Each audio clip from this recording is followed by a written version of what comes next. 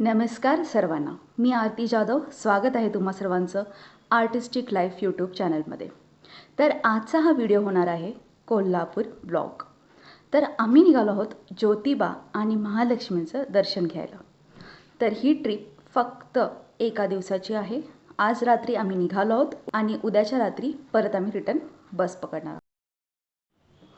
आणि बस आमची झाली आहे 40 मिनटं लेट. सो 40 मिनटं वेट करून फायनली आमची बस आली आणि आम्ही बसची सीट पाहून फार जास्त खुश झालेलो आहोत.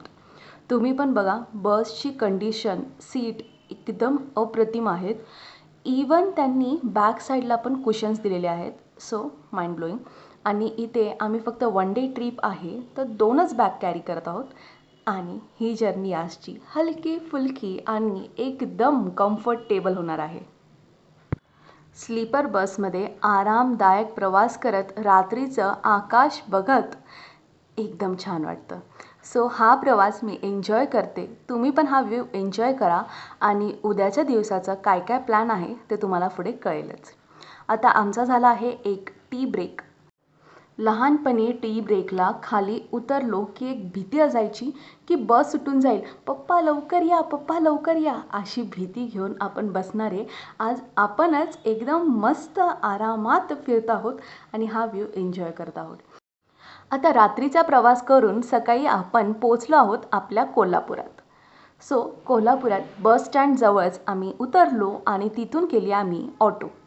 ही ऑटो आम्ही महालक्ष्मी मंदिरापर्यंत करणार आहोत. महालक्ष्मी मंदिराजवळ खूप सारे हॉटेल आहेत तर तुम्ही पण तिथे राहू शकता. आम्ही फक्त चेक इन करून फ्रेश होणार आहोत. आणि कोल्हापूरमध्ये बाहेर बघताना असे मस्त मस्त व्ह्यू दिसत होते जेणेकरून फार छान वाटत होतं.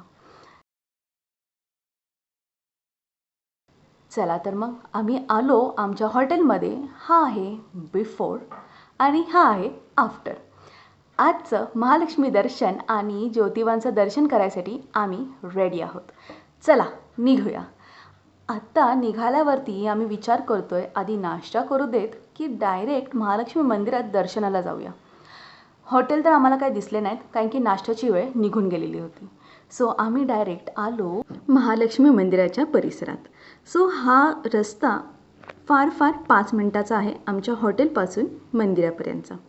आणि हे रांग जशी पट पट पट पट चाललेली तर वाटले की एका तासात आपलं दर्शन होऊन जाईल. परंतु आरतीची वेळ होती आणि त्यामुळे लाईन थांबून गेली आणि मग हे दर्शन होता होता आपल्याला 2 ते 3 तास झाले.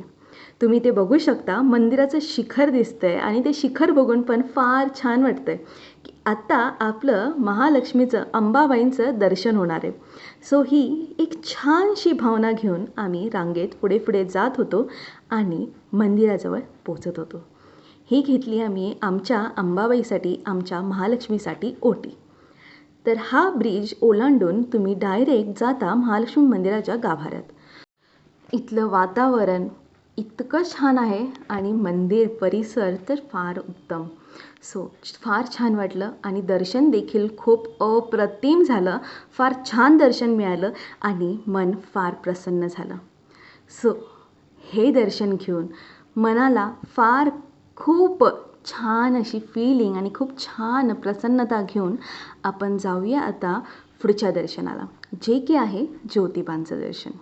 सो त्याआधी पेटपूजा करूया आणि पेटपूजासाठी तिथेच आम्हाला एक प्रसादालयाचा पास भेटला. जर तुम्ही कधी महालक्ष्मी मंदिरात येत असाल तर तुम्ही देखील ह्या प्रसादालयाचा लाभ घेऊ शकता. फक्त एक लक्षात असू द्या, जर आपल्याला जमत असेल तर अशा प्रसादाला हातभार लावण्याचं काम नक्की करा.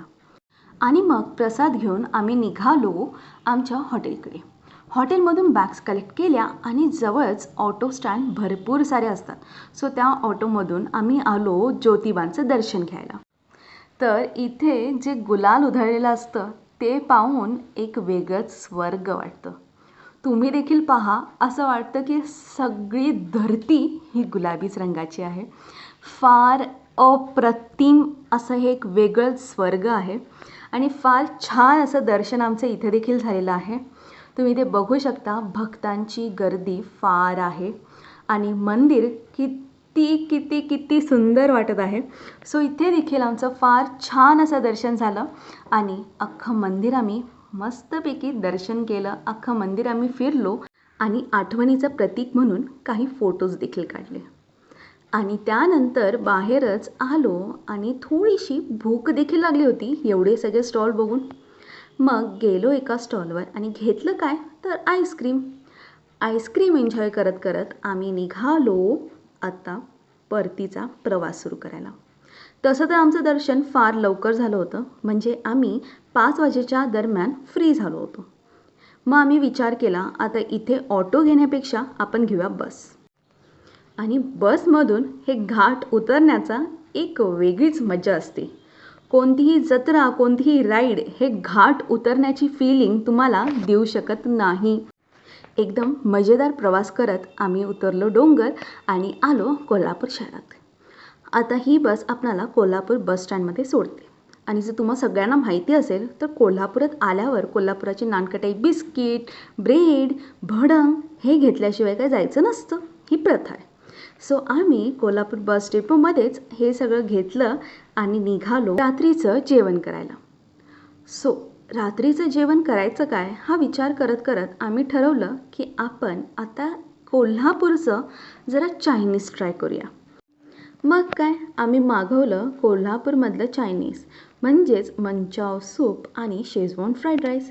सो हे जेवण करून आपण निघूया पुढच्या प्रवासाला. हॉटेल देखील फार सुंदर आहे हां, आणि जेवण देखील स्वादिष्ट होतं.